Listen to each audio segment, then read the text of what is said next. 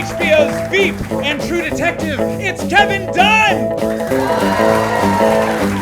Featuring music from the infamous Marine and the Mercury 5!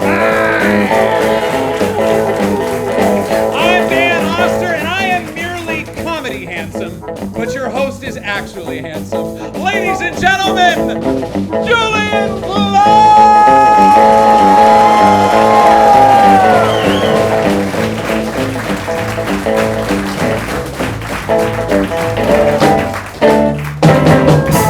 Hey everyone, how we doing tonight?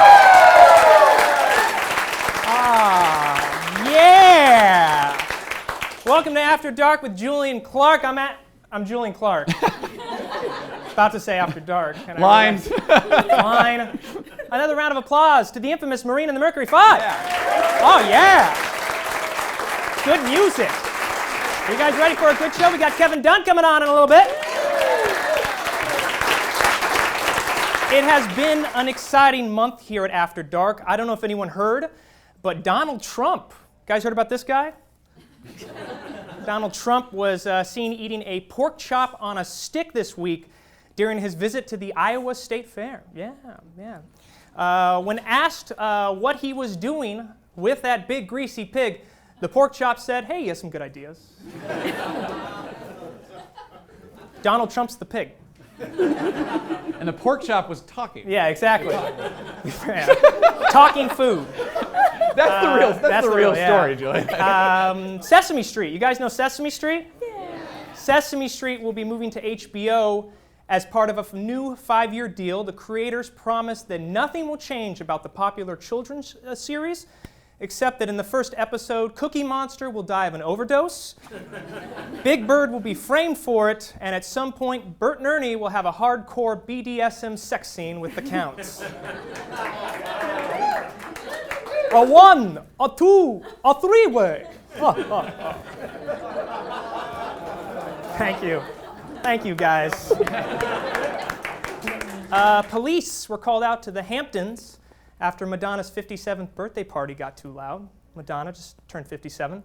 It wasn't that her guests were partying too hard. Madonna just needed everyone to speak up so she could hear him.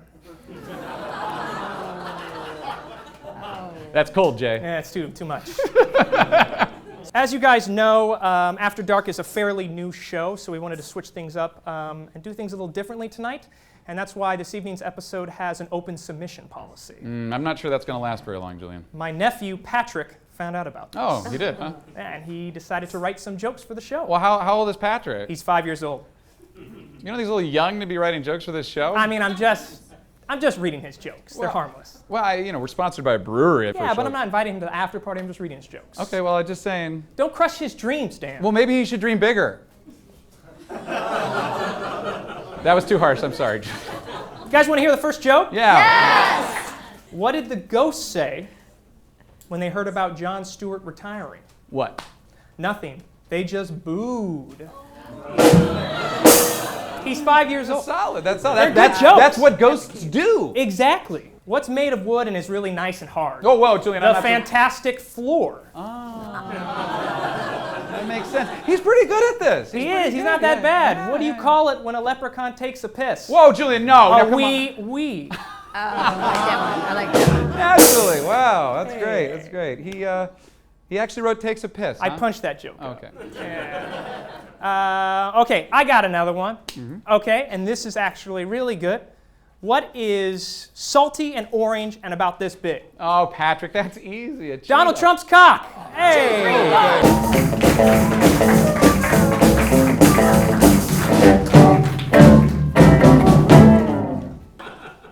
Hey. I don't know if anyone heard, but Selma Hayek said recently that Hollywood studios want women to be quiet and look pretty. That's obviously a very troubling statement, especially in the year 2015. We here at After Dark reached out to a couple studios to see if we could get their opinion, and Sony Pictures actually sent a representative tonight to talk with us. Please welcome to the stage Mrs. Jane Alderson, Director of Talent Development at Sony Pictures.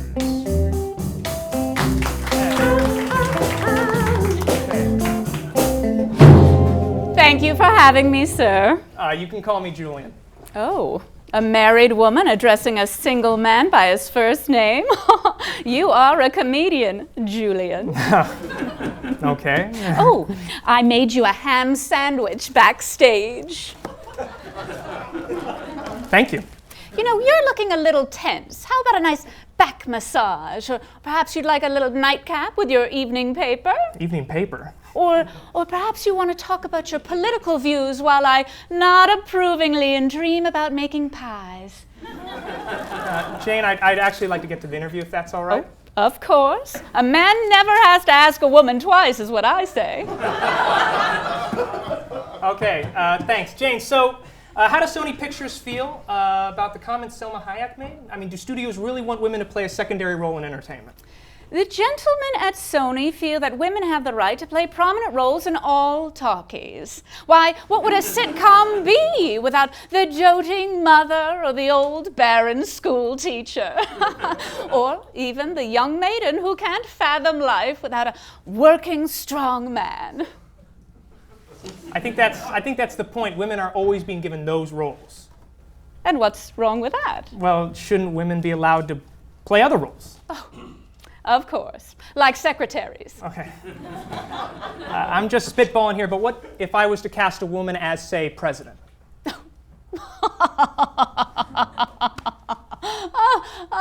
Oh dear. Well, fantasy is a very popular film genre, Julian. Jane! Oh dear. I've made you angry. All right. Well, I guess I have this coming. Go ahead. Give me a shiner. Shiner? Jane, I'm not going to hit you. Oh, well, aren't you progressive? What are you going to tell me next, that I can have my own checking account? My brain too small for math. Jane, what is this? I thought you were going to come on and we were going to have an honest and frank conversation about the sexism that exists in the film industry. Well, the gentlemen at Sony feel there is no sexism. How do you feel, Jane? Well, I agree. How do you really feel? Okay, listen to me, Julian. You have no idea how hard I have had to work to get this position. I am the director of talent development, all right? Sure, that means that I just spend most of my day looking through headshots, but the perks, Julian. I get my own parking spot. And the lunches. I get to write off lunches, Julian. Can you imagine a free paid-for lunch at the Cheesecake Factory? Sure, the food pairings don't make much sense, but who gives a fuck? Listen, I've made it, and I'm not gonna lose all that just to, ruffle some feathers. Yeah, but that's the point. If you don't ruffle feathers, then who does? Who stands up and says enough is enough? It's 2015 for crying out loud. Women deserve equality, am I right? What do you say, Jane? I say, thanks for having me on your show, Julian. Say, you don't mind helping me out of this chair, do you? I am a woman, and I have weak knees. Mrs. Jane Alderson, everyone!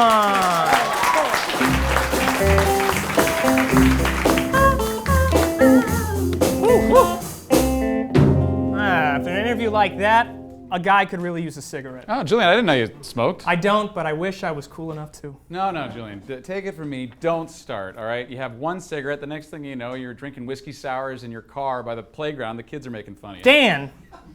I heard vaping's a thing. Yes, it is. That's why we here at After Dark decided to have some fun with our team and show everyone what it's like when your addictions go too far. Graham, hit it. Whoa, that is some good stuff.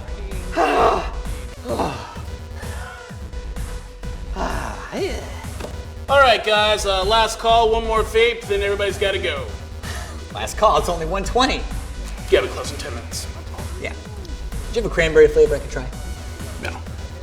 Mashed potato, gravy. I need something to go with this. With we're closing, it's just time to vape it up, okay? That's BS. I just got here. I need to try more flavors. You've been sitting here vaping and eating pot roast since 6 p.m. It's time to go. You can't throw me out. I'm a paying customer, and I can stay here, and I can party as long as I want, so... Man! Oh, I'm so fogged right now. All right, that's it. It's time to go. Joey? Joey, you want to call this guy a cab? Oh, Joey calls the guy a cab. You think I can't drive? Drive better than you. I only tried 6 flavors. There's no way that you can drive right now. You're vaped up to your gills. Come on, buddy. It's time to go. Okay, all right, don't touch me. Vape! Vape! You all saw it. I'm never stepping foot in this place again. You know, you say that every single week, Bird, but you keep on coming back. Yeah, I keep coming back because this place needs people like me. The high rollers who make this place respectable. All right, leave now. Okay, just one more toke. Please, Larry. My name's not Larry. Louis. Go away. Hey, listen, Lando. Just whip me up a little bit of that tropical fog. I'll take it to go. I'll put it in my cooler. I promise. Just a little bit of that Hawaiian breeze that I love so much.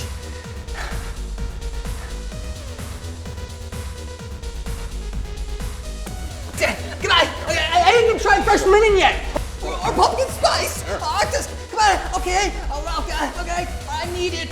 Okay.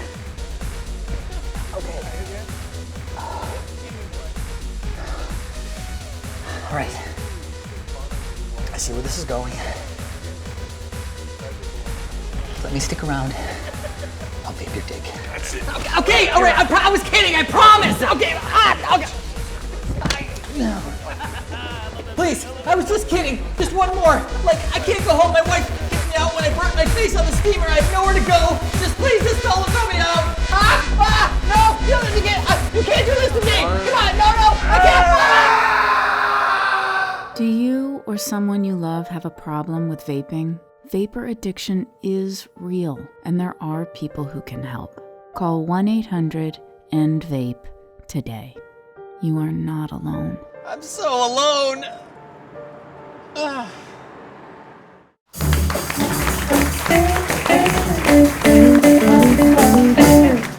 Dan, I'm really excited for tonight. I'm You excited. excited too? I'm excited too, Julian. I finally got to second base with my wife. It's a big night. Very exciting. No, Dan, ask me why I'm excited. Okay, why are you excited, Julian? Because tonight, AMC premieres their highly anticipated spin-off to The Walking Dead, Fear the Walking Dead. Fear the Walking Dead, yeah? A lot of fans in the audience for Fear the Walking Dead.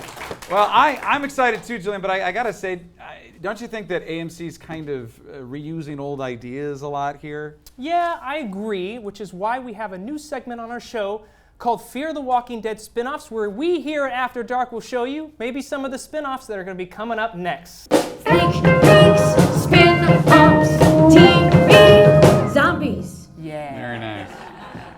All right, so obviously you start at the base model, Fear the Walking Dead. Fear the Walking Dead. Okay. You move on, you got Beware the Walking Dead. Obviously. Then Heed the Walking Dead. Then Walking Dead and Talking Smack. Walking Dead, Dead Man Walking. That's good. Talking Walking Dead, Dead Man Talking. Chris Hardwick, very nice. Nice. The Walking and Grateful Dead. Hey. The Speed Walking Dead. Okay. Just a little more dangerous. I love Slightly. this woman's face on the other side. She's just like, She has no idea. she has no idea. Okay, I got one. Coming this fall, Walking Dead, Special Victims Unit. Oh, Special Victims Unit. AMC invites you to sit back, relax, and watch as a crack team of detectives determine that the victim was in fact bitten by a zombie. Oh, twist ending. Yeah, Nice. didn't see that one coming. Okay. Also this fall, AMC presents Walking Dead Miami. Oh. All right. This one's just like The Walking Dead, except it has authentic Cuban cuisine and beautiful Latino women. And you can expect to find Chris O'Donnell and Ludacris as two zombies. Ludacris keeps getting that work. Yeah, he does. Keeps getting that work. Cancel your Christmas plans because this winter AMC presents The Real House Zombies of Beverly Hills. What does day drinking, frivolously spending your husband's money, and mid-afternoon trips to Trader Joe's all have in common? Zombies. You know, I don't want to say all zombies look alike, but you know, I gotta say, may have been a deadline issue there. Then hold on to your butts because this fall, AMC is proud to bring you The Walking Dead Joey. Aww. Yeah, Matt LeBlanc stars as a lovable, washed-up actor in his late 30s, struggling to figure out this crazy journey called life. Aww. And you guessed it, he has an insatiable hunger for human flesh. AMC really can't let go of the zombie thing, No, can they, they Dan? can't, nope. And neither can we, because I am personally excited for this summer, 2016. It's The Walking Dead: A New Hope. Okay, now that does seem like they're just ripping off Star Wars. No, it's not, because it's a zombie Darth Vader versus a zombie Luke Skywalker. Ooh, okay, I'm 100%. That's where they switch it up. Okay. I gotta say, though, the one I'm most excited about is The Rolling Dead. Let me guess, it's zombies rolling down hills. Nope. Oh, is it like the Rolling Stones but with zombies? No, that'd be redundant. Okay, Dan, what is The Rolling Dead? It's zombies, but on trains.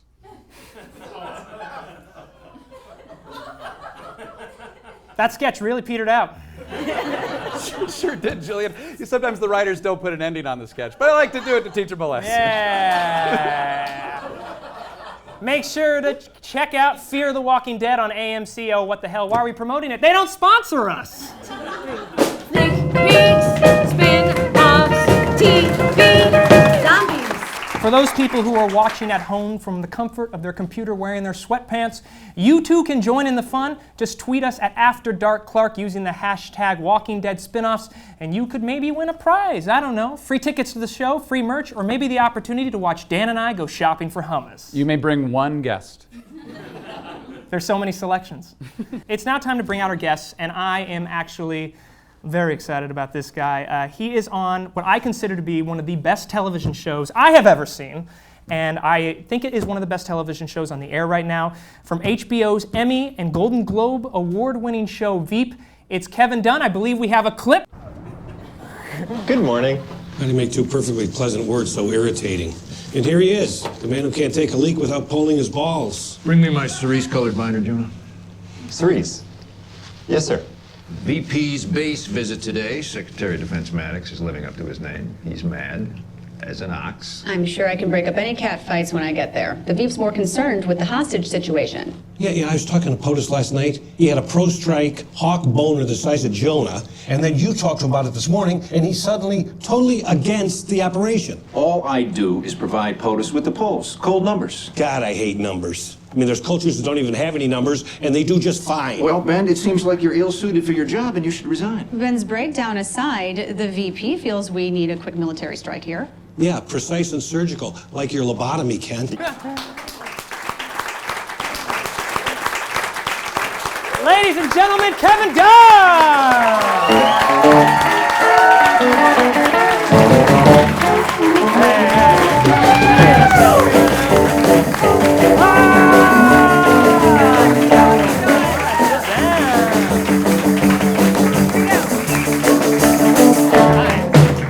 Nice. Hey. Throwing out money already to the audience. Kevin Dunn, you're a fucking professional. Yep, I'm taking you for all you got. I got a Kroger water here. Oh, nice. That is literally all we got, Only the so finest. please return that. Yeah. From the big Pacoima Springs. Yeah. Nestle stole it and they put it under a different name. So what's it like working on the new season of Veep? We just started rehearsals, so we have a new showrunner this year, Dave Mandel, and we still got 3 writers from the last 3 Brits from across the pond still, which is great. Rehearsals are good. We read a couple scripts, and they're back scribing away, so we'll go back into rehearsals. I think the first week of September. Oh, nice. But they're great. They're just some fabulous writers, and we're shooting here. So nice. Now you were telling me something interesting backstage, that even though it's a 30-minute show, they actually write about 55 pages per episode. Yeah, we actually shoot about 55 pages, and then they boil it down. Yeah, so it's a lot of. I mean, we do it in a week, and oh, nice. Yeah, it's pretty work intensive, but it's a blast. I bet. And what's it like, on set? Are they very understanding of, like, you're in the room with so many great comedians, Julie Louis-Dreyfus being one of them. I mean, how often do they give you guys the opportunity to riff? Just say, here's the scene, and then we're going to do another take, and you just do whatever the hell you want. They give us takes, yeah, and not being from kind of the improv world. I was in Del Close's class years ago.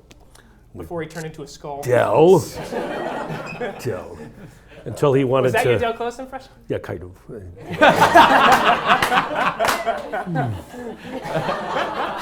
That's horrifying. I used to tend bar, and I used to see him more at the bar that I tended then. But I remember he wanted to maybe try some improv on LSD. I was like, I have a tough enough time serving you a drink, darling. So that was the end of my career as an improvisational actor. That's awesome. So it was kind of terrifying at first. I came in the second season, and I'd get my script and I'd memorize all my lines, and then they'd keep rewriting, and I'd memorize those, and then you'd get to the set, and they'd give you all new pages, and it was like the actor's nightmare come to life. So they were very helpful. Julia, Matt, and everybody said, you just can't memorize. You'll get it. And, so it was terrifying to me. What's like the worst experience you've ever had? I feel like we're on the road of nightmares. Was on a Brian De Palma movie. It was? It shows you that even though you get a job, you can still be totally humiliated. I did a movie for him called Snake Eyes. He called me, he said, one of the few directors ever to call me and offer me a movie. But anyway, he called me and said, did you read it? I said, yeah, I read it. I said, there's one of the lead characters in it is named Kevin Dunn. I said, what the fuck is that about? He said, oh, I just love your name. I said, well, why didn't you put me in that role? No, that's going to be Gary Sinise. Fine. I go up there, and usually they pick you up in a van, the transpo picks you up, and unless you're Gary Sinise. And I'm waiting for transpo, looking for a white van, and this stretch limo pulls up, and guy comes on and goes, oh, Mr. Dunn. He's kind of like, I'm like, yeah, hey, how are you? Let me take you to your hotel. So we drive from the airport to the hotel. We get to this hotel. It's beautiful, old, kind of ornate, kind of French, very, in the old town of Montreal, really gorgeous. I was like, wow, this is beautiful. And I walk into the lobby, and everybody's going, hello, Mr. Dunn. Ah, Mr. Dunn, good to see you. I'm like, hey, how are you? Here. Let me hold your balls. So, to get my stuff. Did that happen? The little guy came up. But, so we get on the elevator. Usually you haul your own shit around. There's like, below, let me take your bags, Mr. Dunn. So we get on, and he hits the elevator button, PH. Penthouse, we go up to the penthouse. I walk in, it's like a 40-foot circular in diameter room with 2 bedrooms and 2 baths with bidets and everything. And I'm like, God, he's such a cheapskate. I mean, he didn't pay me any. Maybe he feels guilty for not paying me anything. And they get this great room, and I'm, lying around on every couch and every chair, and go to both bathrooms and the bidets. The bidets. Bidet montage. Like a huge bidet montage. Yeah, I call my wife. I'm like, Kat, I don't know what, you got to come up here. I said, this is like incredible. I got this beautiful place. You got to come up and stay here for a while. So I actually kind of fell asleep in the TV, like in the fantasy world, in this big cushy chair and stuff. About 11 o'clock, the phone rings. You're in the wrong room. That's Gary Sinise's room. That's his suite. He's coming in an hour. You got to get the fuck out of there. And he expects a bidet. Yeah. So I had all the beds all messed up and everything, and jumping around and everything. And they came and no one spoke to me, of course. As I left the hotel, they were all. So I was scurried away to some dog shit hotel. And there I spent my time. No bidet. No bidet. No toilet.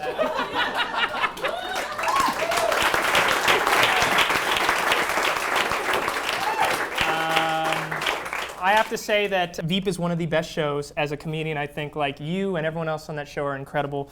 And it has been an absolute pleasure having you on. And please come back and do it again, or at least tweet us. I will freak out. I'd love to. Fantastic. Kevin Dunn, everyone!